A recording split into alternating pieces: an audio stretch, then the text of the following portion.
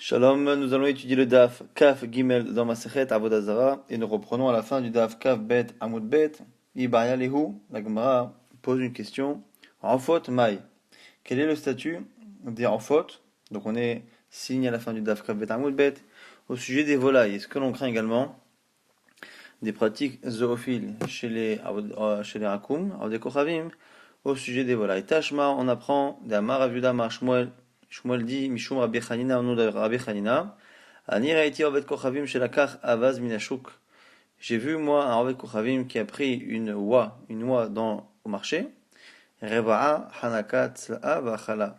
Reva'a, donc il a une pratique zoophile. Hanaka, après il l'a étranglé, tzla il l'a grillé, v'achala il l'a mangé. Amar bien medifti. Rabbi Medifti nous dit Ani raiti arvi echad shelakach yarech minashuk. V'hakak ba keder revi'a. Moi je connais un qui a acheté yarech, il a acheté une partie de l'animal. Yarech c'est une hanche donc. Et Chakak ba keder revi'a, il a fait un orifice keder revi'a pour avoir ce genre de pratique sur la viande même. Reva'atz la avachala aussi il a grillé et il a mangé. Intéressant que la Gemara pose une question normalement au sujet du khashash, et la Gemara nous rapporte des histoires un peu sordides, mais aussi un peu qui paraissent un peu rares, quoi. C'est-à-dire que d'avoir Rabbi Hanina qui a vu ce genre de choses, Rabbi Midifti qui a vu cette chose-là. Alors la Gemara a l'air de trouver ça suffisant pour être recherche, même si on verra justement que dans le Tirous qui arrive tout de suite, on peut éventuellement remettre en cause la probabilité que ça arrive. Même si on continue d'être recherche au niveau à la fin, ça ne veut pas forcément dire que c'est quelque chose de très probable, même à une époque où les gens se comportaient mal. On peut imaginer que ce n'était pas hyper probable. Rappelez-vous qu'on avait toujours la contradiction depuis le départ entre les deux Mishnayot. Une Mishnah qui nous disait qu'on ne laisse pas nos animaux au Avodei Kochavim de peur justement qu'ils aient ce genre de pratique. Et de l'autre côté, on avait une Mishnah qui disait clairement qu'on avait le droit d'acheter un korban qui appartenait à Avodei Kochavim et a priori, donc, ça veut dire qu'on ne craignait pas que ce korban-là ait subi ces choses-là. Alors, on avait donné une seule réponse pour l'instant, au nom de Rav, qui avait dit que parce que le Avodei Kochavim, quand c'est son animal, il n'a pas ce genre de pratique parce qu'il ne veut pas le blesser, l'abîmer, le rendre stérile, et donc c'est la raison pour laquelle il ne le fait pas. Donc nous, on ne peut pas leur prêter nos animaux, parce que comme c'est pas les leurs, ils ne font pas attention, mais les leurs, quand on leur achète, on part du principe qu'ils ont fait attention. Ça, c'était la première réponse. La Gemara en donne d'autres. La seconde ici, c'est Ravina. Ravina ma lokashia, halechatrila, ha di'avad. On fait une distinction entre lechatrila et di'avad, c'est-à-dire que, en réalité, si l'animal provient d'un non-juif, on ne part pas du principe qu'il y a eu quelque chose. Simplement, nous, avant de leur laisser notre animal, comme on n'a pas l'obligation de le faire, autant être recherche. Donc, on n'a pas confiance en eux, mais le manque de confiance en eux que l'on a à l'echatrila ne veut pas dire qu'on a la certitude que si l'animal est passé par leurs mains, il s'est passé quelque chose. Et c'est a priori quelque chose que l'on peut tout à fait comprendre, la différence qu'il y a entre un chachash, le fait de craindre quelque chose a priori, et le fait d'avoir une présomption qu'il s'est passé quelque chose, exactement comme on pourrait avoir la crainte par rapport à un enfant, par rapport à telle chose. On ne confierait pas un enfant à n'importe qui de peur d'eux, mais ça ne veut pas dire que si l'enfant s'est retrouvé avec cette personne, on a peur que l'enfant ait subi quoi que ce soit ici. C'est comme ça que Ravina propose de répondre. Maintenant, la Gemara essaye de chercher une preuve à cela. Au minatimra deshane benechatrila bediavad. D'où sais-tu, d'où as-tu une preuve que dans la lacha on fait une distinction et que parfois on interdit quelque chose non pas parce qu'on a la certitude qu'il va se passer quelque chose, mais simplement à cause d'un chachage, d'une crainte relativement lointaine, de telle sorte à ce qu'on craint que avant, mais si ça s'est passé, c'est pas grave. D'où on sait que cette distinction existe au niveau de la lacha, au niveau de la logique c'est une chose, au niveau de la lacha c'en est une autre. Dites-nan, on apporte une Mishnah. Dans notre Mishnah, on a dit qu'une femme n'a pas le droit de s'isoler avec des rakoumim parce qu'ils sont soupçonnés de relations interdites. Au minhu, on objecte. Pourquoi une femme qui a été enlevée par des idolâtres. Allez des mamon, muteret levaala. Si elle était enlevée pour une rançon, elle pourra se marier revenir avec son mari, particulièrement si elle était femme de Cohen, elle pourra en partira pas du principe qu'il y a eu quelque chose. Allez des nefashot. Si par contre elle a été enlevée et qu'on voulait la tuer, Asura les bala, elle est interdite à son mari par rapport à un Kohen de peur qu'elle ait subi quelque chose, et éventuellement même pour un Israël, de peur qu'elle ait cherché elle-même à plaire à ses ravisseurs pour sauver sa vie, et qu'elle ait une relation consentie, que ce soit considéré comme un adultère, et qu'elle soit donc interdite à son mari. En tout cas, elle a la Shema Amina, Shani Ben Lechatchila Diavad, a priori on voit bien que si elle était enlevée pour de l'argent, elle s'est isolée avec ces non-juifs-là. Et pourtant elle a été isolée, on dit qu'on part du principe qu'il ne s'est rien passé. Donc, si on part du principe qu'il ne s'est rien passé après coup, alors qu'on a dit qu'elle n'a pas le droit de s'isoler Khatrila, c'est qu'on fait la distinction entre les Khatrila et Biavad. L'Agma repousse cette preuve en disant Mimai, Dimalo, la Memalach, Afilou Diavanamilo. L'Agma dit non, peut-être que là-bas aussi, en réalité, on pourrait imaginer que si c'était une situation normale, ce serait interdit les Khatrila et Ben Bediavad, et que une femme serait interdite même Bediavad. Et là-bas, mais là-bas, celui qui enlève cette femme-là, s'il enlève pour de l'argent, cette femme-là, c'est sa parnassa. Il va pas s'amuser à la toucher. Et donc, du coup, il ne veut pas perdre d'argent, un peu comme on a vu au nom de Rav, au sujet de l'animal. La preuve, plus ou moins, c'est que si elle a été enlevée pour qu'on la tue, à ce moment-là, on craint qu'il soit passé quelque chose. On dit et a priori, il n'y a rien à répondre à cela. En tout cas, on peut se poser ici la question. Déjà, la logique veut qu'on fasse la différence entre le Khatrila et le Biavad. Deuxièmement, Tosfot pose une question et dit si une femme de Kohen, à partir du moment où on craint qu'on lui interdit de s'isoler avec un homme, une femme, ça veut dire qu'on part du principe que même après coup, si elle s'est isolée, on part du principe qu'il s'est passé quelque chose. Dit Tosfot, c'est quasiment impossible que dans sa vie, une femme de Kohen ne se retrouve pas isolée avec un homme.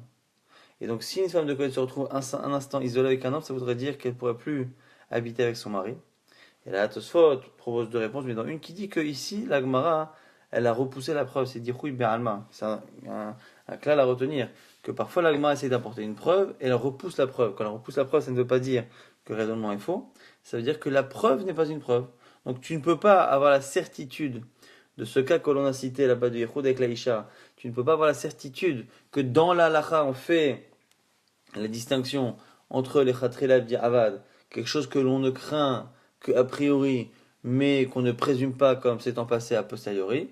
Cette idée-là dans la halakha, tu n'as pas la preuve de notre Mishnah et de Yehoud que ça existe dans la halakha, mais ça, tu n'as pas non plus la preuve que ça n'existe pas. Donc très bien, Ravina peut continuer à tenir son pshat.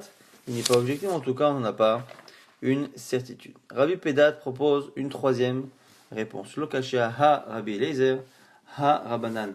Là-bas, les deux Mishnayot qui semblent s'opposer ne sont pas issus du même avis. Un c'est Rabbi Eliezer, un c'est Rabanan. Dites-nan, on a une Mishnah dans Masechet Para.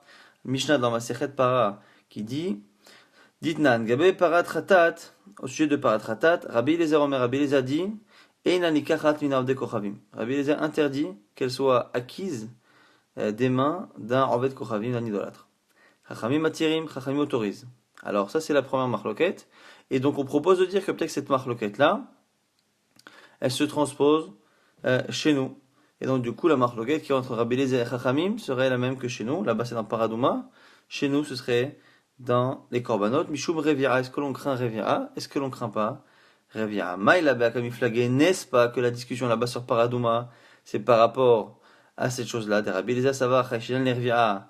Des Rabbanan c'est vrai, le Chayshinan Revira. Que Rabbi Eliezer, il craint qu'il y ait Revira, et donc on ne peut pas acheter l'animal. Et Chachamim disent qu'il n'y a pas à craindre des pratiques zoophiles, et donc on peut l'acheter. La Gemara repousse, je dis non, c'est pas évident. Peut-être que la marloquette là-bas, Rabbi Eliezer Chachamim, sur la Paradouma, est-ce qu'on peut l'acheter? Un Oved Kochavim, elle est liée à autre chose. Mimai, d'où tu sais? Dilma de Kulan Malo Chayshinan Revira. Peut-être que là-bas personne ne craint la zoophilie. Chainu Ta'amad Rabbi Eliezer, et que ici Rabbi Eliezer dit cela, que de Rav Yehuda Marav, en se fiant à la chita de Rav, d'Amarav Yehuda Marav, et Niach Ouda Shel Sakin Pesala, au sujet de la Paradouma, si on achète la Paradouma et qu'on retrouve sur la Paradouma Ouda Shel Sakin. Ouda Shel Sakin, c'est des petites sacoches qui sont posées sur l'animal. La Paradouma ne doit pas avoir travaillé. Shalom ala aleha ol. Il ne faut pas qu'il y ait eu de poids de joug sur elle. Ça, c'est la halakha. Mais si on trouve des sacoches dessus, est-ce qu'on craint que ces sacoches, à un moment donné, aient été remplies? Alors, on a un premier avis qui dit quoi? Si on trouve au Odesh el Sakin des sacs, des sacoches dessus, même vides, Pesala, c'est psoula. ou be'aigla, et maintenant qu'on a une autre halakha, la aigla roufa qui elle aussi ne doit pas avoir travaillé, achetim shorba. Ici, tant qu'elle n'a pas tiré un poids, on n'est pas possédé la aigla roufa. En tout cas, on dit quoi là-bas? Mar sava chashinan, ou mar sava lo chashinan. On voit là-bas qu'on a bien l'air, on a l'air finalement d'avoir une marloquette. Peut-être que finalement Rabbi Eliezer, il est rochesh comme Rav qu'il y a eu quelque chose, alors que selon Rabbanan, on n'est pas rochesh. Donc Rabbi Eliezer serait comme Rav, que pour un rien, on craint que le Rav Kochavim ait fait travailler l'animal. Et Rav Chachamim pense que justement il n'y a pas lieu de craindre cela. La Gemara dit c'est pas possible. Lo salka datar, mishum nicha purta, lo mafsi tuva. Pourquoi? Parce qu'un non-juif n'est pas fou. Il sait qu'une vache rousse, ça a une valeur inestimable pour les juifs, et donc il ne va pas pour se dépanner 2 minutes pour lui faire porter un petit poids, il ne va pas s'amuser à prendre un risque sur une valeur si grande. Si quelqu'un apprend qu'il a fait travailler l'animal pendant quelques instants, il sait qu'il perd des dizaines de milliers d'euros, il n'est pas fou. La Gemara dit si c'est cela. Chanami, les mamishumana apurta, l'omusituva. La Gemara dit alors si c'est ça, pourquoi tu voulais expliquer toi que Rabbi Eliezer Chachamim, quand il s'oppose sur la paradouma, c'est est-ce qu'il y a eu des pratiques zoophiles? Tu peux dire aussi la même chose. Si tu pars du principe qu'on ne peut pas dire que le goy, pour se soulager 5 minutes d'un travail, va faire travailler la paradouma et donc perdre de l'argent, tu devrais dire exactement la même chose pour les relations zoophiles. Revia, que le goy n'est pas fou, il ne va pas faire cela alors qu'il peut perdre tout cet argent. La Gemara répond et dit non, c'est différent. Atam yitzro tokfo. Là-bas, il a une pulsion et la pulsion n'est pas forcément réprimée par la raison. C'est le principe même d'ailleurs d'une pulsion. Et donc la Gemara ici enregistre pour l'instant la logique de Rabbi Pedat que la marloquette Rabbi Eliezer Chachamim au sujet de la paradouma, c'est peut-être une marloquette à la base sur la Revi'a. Est-ce qu'on craint un Revi'a ou pas? La Gemara dit Vidilma de Kula Almalochachen les Revi'a. La Gemara repousse encore et dit peut-être que la marloquette Rabbi Eliezer et Chachamim n'est pas liée à cela et que les deux pensent qu'on n'est pas Chochesh les Revi'a. Mais Rabbi Eliezer dirait ici qu'on ne peut pas acheter la paradouma à un goy. Pourquoi? Qu'il est Katane Shila. Comment enseigner Shila? Des Tane Shila. Car Shila disait Maït Amad Rabbi Eliezer. Quelle est la raison de Rabbi Eliezer? Parce que c'est marqué d'Abel Ben Israël Veikru Elecha. C'est marqué au sujet de la vache rousse. Parle au Ben Israël. Veikru Elecha. Et ils prendront vers toi paradouma timima, une vache rousse parfaite, ainsi de suite. Alors, il y a une dracha là-bas de Shila. Béné Israël, yakichu, ve'en avde kochavim, yakichu. D'abord, el Béné Israël, parle au Béné Israël, veikru elecha, et ils prendront. Ici, Béné Israël, yakichu. On fait ici une dracha, on lit Béné Israël et veikru. On déforme un peu le verbe en disant, des Béné Israël on prendra, et on ne prendra pas des avde kochavim. Ce serait ça la logique de Rabbi Eliezer. La Gemara repousse, pourquoi? Parce que si c'est cela, ça devrait être valable que dans la paradouma. Puisque ce veikru elecha n'est que dans paradouma. Or, on voit la marloquette Rabbi Eliezer Chachamim est valable même dans les autres korbanot. Lo salka datar, tu ne peux pas dire ainsi.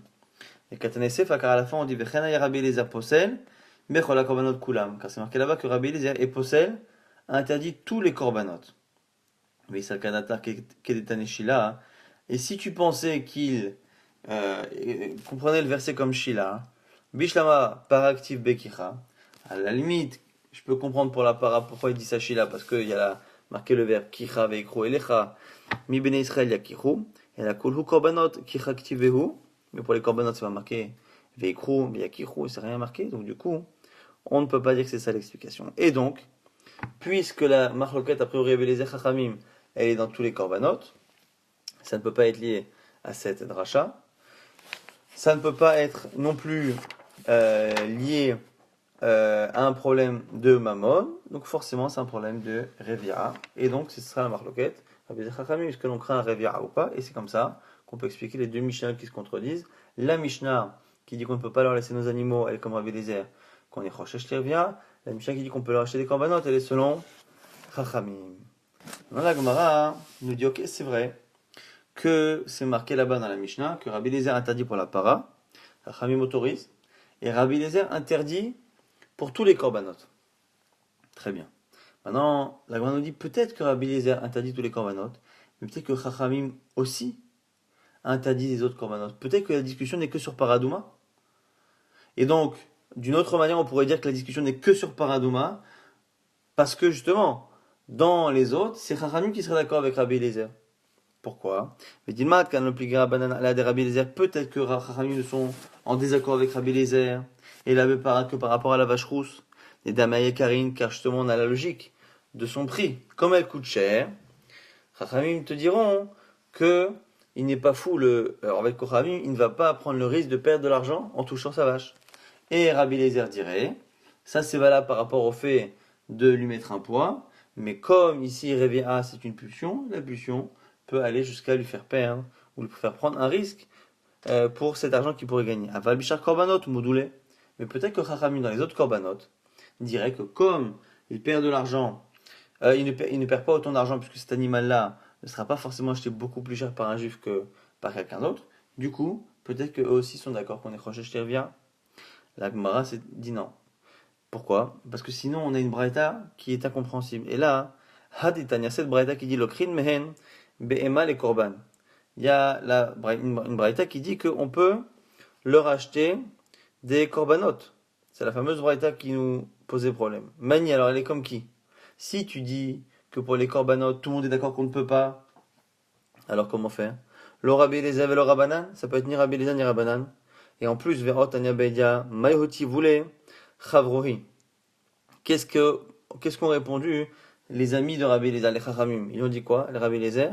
Kol tzon kedar, ika betzular, ya'alu le ratzon amizbechi, un verset là-bas dans Ishaïa, qui dit qu'à la fin des temps, Kol tzon kedar, ika betzular, que tous les troupeaux de Kedar, Kedar c'est une région qui appartient à Ishmaël, tous les troupeaux de Kedar se rassembleront à toi, ya'alu le ratzon amizbechi, et ils viendront sur mon misbeach. Et donc on voit ici qu'on prendra, a priori, les animaux des Ovdei Kochavim et qu'il n'y aura pas de problème. Donc on voit en tout cas que dans la discussion, ça parle justement des autres korbanot sur lesquels Chachamim s'oppose. Et donc il y a bien une marloquette générale entre Rabbi Eliezer et Chachamim sur tous les korbanot. Est-ce qu'on peut les prendre en Hakoum ou pas? Ça ne peut pas être un problème d'argent. Ça ne peut pas non plus être une discussion que sur Paradouma. C'est surtout, donc comme c'est surtout, c'est pas lié à l'argent, la seule chose qu'on peut imaginer c'est que c'est des Revira. Donc il y a bien une marloquette. Est-ce qu'on craint la Revira chez la Hakoum ou pas? Rabbi Eliezer craint, Chachamim ne craint pas. Et donc du coup, Rabbi Eliezer, c'est celui qui a dit dans notre Mishnah qu'on ne peut pas leur laisser nos animaux. Et dans la Braïta qui dit qu'on peut leur acheter les animaux pour les korbanot, c'est la Shita de Chachamim. On a la Gemara dit Atkan l'obligé là bechashasha. Et là, Vadaï Rava'a, Pesala. On voit ici que depuis le départ dans la Sugia, on part du principe qu'une vache rousse qui a subi justement une révia, elle est psoula. Pour les korbanot, on le sait effectivement que Nirba, Rova, l'animal qu'on a utilisé pour les relations, est complètement interdit au korban. Simplement, Paradouma, c'est une chéla ici qui est posée par la Gemara. Quel est le statut de Paradouma? La Paradouma, la Torah nous dit Vekro Elecha Paradouma Temima, Hacheren Bamoum, une para rousse qui n'a pas de défaut, qui n'a pas travaillé. Et après, tu l'amèneras vers Lazar Kohen, Vesarafotal, Mechousa Machane, il va la brûler à l'extérieur du champ, on va prendre justement Afar Serefet Hatat, la cendre justement de ce qui a été brûlé, on la mettra avec de l'eau vive, on la mélangera, ainsi de suite, tout le processus pour purifier avec cette eau et cette cendre, purifier les gens qui ont contracté une impureté au contact d'un défunt. Alors ça, c'est la paradouma. Maintenant, quel est le statut de paradouma? Est-ce que la paradouma, c'est un korban? En réalité, c'est pas un korban. C'est pas un vrai korban, parce qu'un vrai korban, c'est sur le misbar, on fait la shrita, on brûle, on consomme. Ça, c'est un korban. Quel est le statut, finalement, de paradouma? C'est pas un vrai korban classique, mais d'un autre côté, ça peut pas non plus être complètement anodin. Et au niveau de la kedusha, au niveau de la sanctification, on a deux statuts. On a dit Gdushat Agouf et Gdushat Bedek Habayit. Quand on prend n'importe quel animal ou objet qu'on est Magdishota, soit c'est Gdushat Agouf, ça veut dire que lui-même ira sur le misbéach, soit c'est Gdushat Bedek Habayit, ça veut dire que l'objet et donc sa valeur appartiennent au Bedek Habayit, c'est-à-dire au service de comptabilité du Beth Amikdash. Et le Beth Amikdash est propriétaire de cet objet-là. Alors, il y a des choses sur lesquelles on peut faire Gdushat Agouf, d'autres sur lesquelles on ne peut pas. Celui qui dit sur un animal qu'il est Gdushat Agouf, c'est-à-dire que l'animal lui-même ira au misbéach. L'animal peut également être Mugdash, le Bedek Habayit, c'est-à-dire que c'est sa valeur qui sera sanctifiée. Maintenant, si on prend un objet qui ne peut pas être apporté en korban, si on dit sur une table ou une chaise que c'est Kadosh, ça ne peut être que Gdushat, Bedek Habayit. Donc le doute ne peut exister que sur un animal kasher qui peut être amené au Beth Amikdash. Et la question ici pour la vache, c'est comme la vache est sanctifiée pour le Beth Amikdash et que du coup elle est utilisée en tant qu'elle-même, donc ça peut ressembler à un korban, mais d'un côté c'est pas non plus le processus d'un korban, donc c'est pas non plus sûr que ce soit un korban. Est-ce que finalement c'est Kedusha Bedek Habayit ou est-ce que c'est Kedushat Agouf? Nafkamina, un animal par exemple, quand on dit qu'un animal qui est un korban et qui a subi une relation est pas soul, c'est si l'animal a été sanctifié lui-même, Mishum Kedushat Agouf. Mais si l'animal n'a été sanctifié que par rapport à sa valeur appartient à Bedek Habayit, le fait qu'il ait subi une relation, qu'il subisse une relation, a priori ne change rien, ne pose pas de problème. Donc la Gemara nous dit quoi? Shmamina le para koché misbeachi. Si on dit que l'animal, que la paradouma, ça a l'air d'être évident selon tout le monde depuis le début du DAF, que si la para a subi une relation, elle est interdite pour la avoda de la paradouma, c'est que c'est koché misbeach, c'est qu'elle est sanctifiée pour le misbeach, et non pas Bedek Habayit. Il dit koché Bedek Habayit, car si c'était une kedusha de Bedek Habayit, mimi c'est la revia, le fait qu'il y ait une relation ne devrait pas l'empêcher de garder son statut. La Gemara dit c'est pas une preuve. Shane para de chatat karia rachamana. Tu peux très bien imaginer que ce n'est pas une gdushat misbeach, c'est une gdushat bedek habayit. Simplement, comme la Torah l'a appelé chatat. Chatat c'est ici là-bas dans le pshat, ça veut dire que ça purifie. Mais chatat c'est pas anodin, c'est aussi le mot qu'on utilise pour les korbanot. Et comme on l'a appelé chatat, c'est pour dire que même si on pensait que c'était pas gdushat misbeach, mais gdushat bedek habayit, eh bien, comme c'est khatat, ça a certaines halachot, particulièrement des korbanot, dont le fait que la revia c'est possède. Et là, me'atat, il passait le bayot dofen. On va dire, si c'est un khatat, il faut appliquer les autres halachot. Et parmi l'halachot des korbanot, il faut qu'un animal naisse naturellement sans la pratique d'une césarienne. S'il y a une césarienne, ça ne marche pas. Pourquoi? Parce que c'est marqué shor o kesavo aez, qui valide. Lorsque un animal, c'est marqué donc dans les parachotes qu'on lit pendant les fêtes, donc un shor ou un taureau ou un mouton, qui va l'être lorsqu'il naîtra? Les disent, mais évidemment qu'il va naître. On ne peut pas apporter un animal qui n'est pas né. Si on dit lorsqu'il va naître, c'est parce qu'il faut qu'il naisse de la manière la plus naturelle, c'est-à-dire par les voies basses, et non pas par une incision et donc par une césarienne. Et donc, c'est ce qu'on nous dit ici, que si il y avait un dit de khatat, à ce moment-là, on devrait aussi être posal mishum yotzedofen. Mais si tu voulais me dire qu'effectivement on est possède, c'est pas vrai. À la ma, Tanya, il y a une braïta qui dit que Dishav Yotzedofen Psula. Rabbi Shimon Marchir, Machloket. Tanakama qui dit que c'est vrai, Yotzedofen c'est pas soul pour la paradouma. Rabbi Shimon, il est Marchir. Vechitema, Rabbi Shimon l'etame dama Yotzedofen. Et si tu voulais me dire que Rabbi Shimon c'est spécial, parce qu'il dit que Yotzedofen, Vlad Me'aliyahu c'est spécial, qu'un enfant, un bébé qui naît césarienne, il a aucun statut spécial. Rabbi Yochanan modèle et Rabbi Shimon l'enyan kadashim. She'eno kadosh. Pourtant, lui est d'accord. Lui est d'accord que par rapport au korbanot, yotzedofen, c'est pas soul. Donc tu vois bien que la paradouma, en réalité selon Rabbi Shimon, c'est différent, c'est pas soul. Mishum yotzedofen. Et là, shane para, o inumum poselba. C'est spécial pour la para, parce qu'il faut pas qu'elle ait un défaut.